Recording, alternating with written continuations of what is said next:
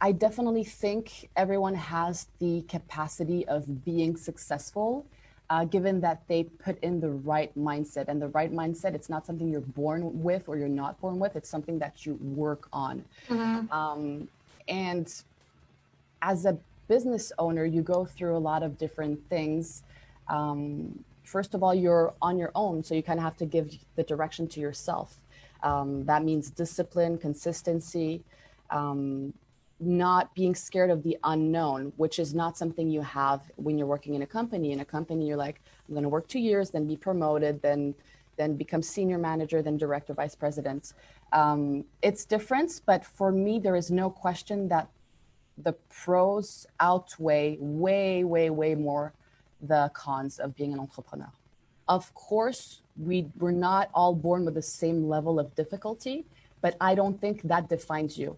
I've seen it around me. You can be smart, have a brilliant business idea, you can have $1 million to invest, but if you don't have the right mindset, it's not going to work out. And the right mindset is the dialogue you have in your heads. Because most of the time as entrepreneur, we're alone a lot. And that's the conversation that matters the most. You should be attentive to that. How do I talk to myself? So the mindset goes for me through a lot of different stages. Is first of all, determining why are you doing this? We all want to be successful. We all have a million business ideas a second, but why are you doing this? You have to get crystal clear about why you want to do this and remind yourself that when things get tough, it usually has to be something bigger than yourself. And also you have to go all in with that business. When you try something, you do it, you go all in. When I started my business, I had no plan B. I hear a lot of people saying, well, if this doesn't work out, maybe I'll try this. No, because you're already setting yourself in the mindset that this might not work out. Do it. If it doesn't, it doesn't. And then you figure things out. That's how I see it. Yeah, I don't have plan B as well. Like, this needs to work. Exactly. And because this needs to work, you're going to do everything possible for it to work. It doesn't mean that we're superhumans, but you're going to do your best. And that's what matters at the end of the day, that you gave it your whole. Our biggest challenge is overcoming our own maybe negative thoughts and being our biggest supporter. I would say that's the biggest challenge, because you have to rely on your own spine. Sometimes your parents, your friends, or even unknown people are not going to approve of your business idea, but people's approval or opinion is by essence subjective. It's mostly about themselves. When they give you their opinion, they answer as if it were themselves. They're projecting their own fears and their insecurities on you. And the truth is, being an entrepreneur is no one's going to hold your hand through the process. So if you're not there for yourself, no one's going to tell you, do this, do that. You're really on your own, even though, of course, you need to delegate. Of course, teamwork is important. What I've learned a lot throughout my life and my business, don't take things personally. You're not that important. It's mostly about other people. It's about, as I was saying, people's ego, their projections. You're not responsible for what people do or say. Even if we take an extreme example, if someone insults you, it's really not about you. That's a tough concept to comprehend, but once you understand that, not to take things personally when you're trying to sign a deal and someone tells you no, or someone tells you it's too expensive, or it's not about you. Just move on. We have to really let go of this old school concept, that the grinding concept, in order to make it, you have to work hard. It has to be like, you have to be exhausted, sleep 2 hours, put aside your personal life. I don't believe in that. It's 2021. It has to come from a place of pleasure. How do you make things pleasurable in your business? How do you find pleasure in little things? How do you find pleasure in the process? How do you find pleasure in not knowing where really you're going, if this is really going to work out or not? For example, taxes. Do I love paying my taxes?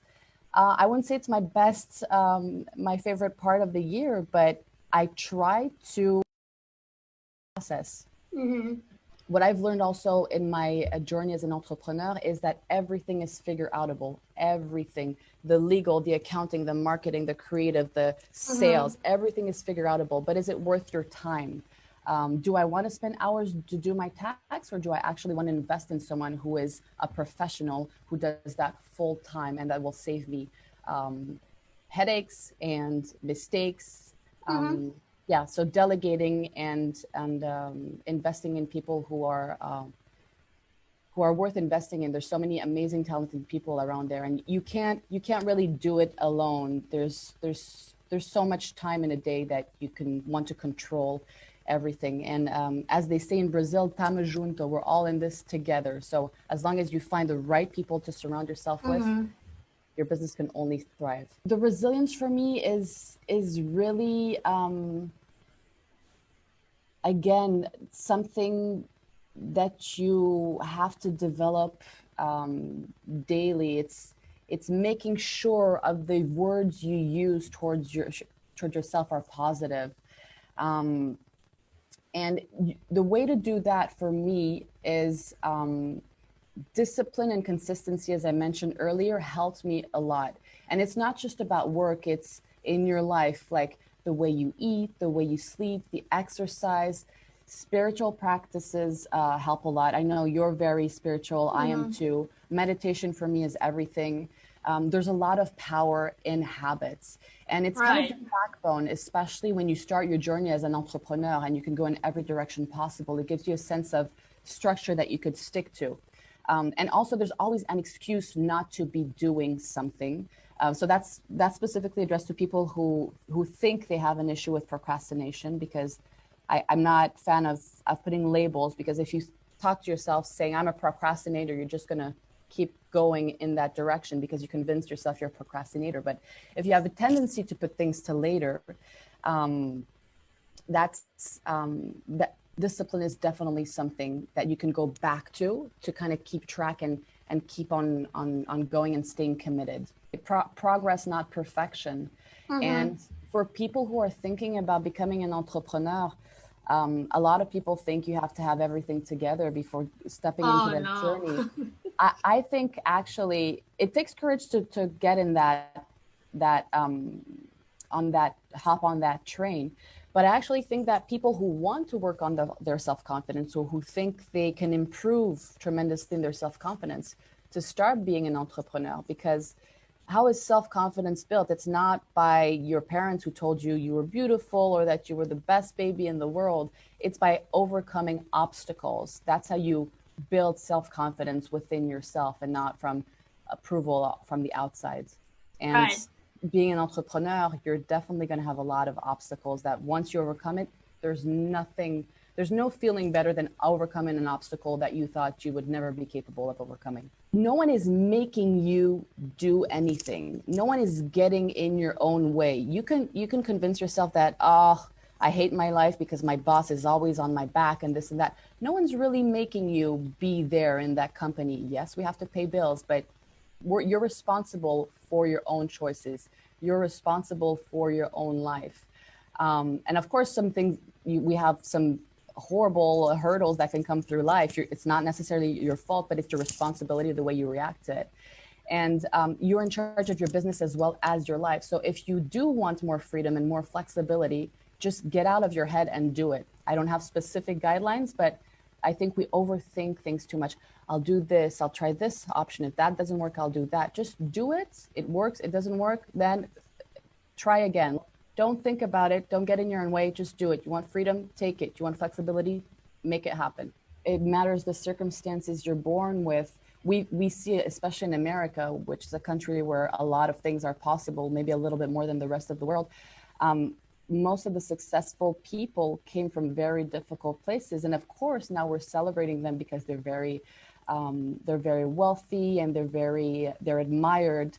But they've come from they overcame a lot of challenges. Mm-hmm. You can take people like Oprah, who had a very difficult childhood. Tony Robbins had a horrible childhood too, Right. very challenging childhood. Mm-hmm. And it's really all a matter of mindset and what you make of what you have, where you want to go. I really believe everything is possible.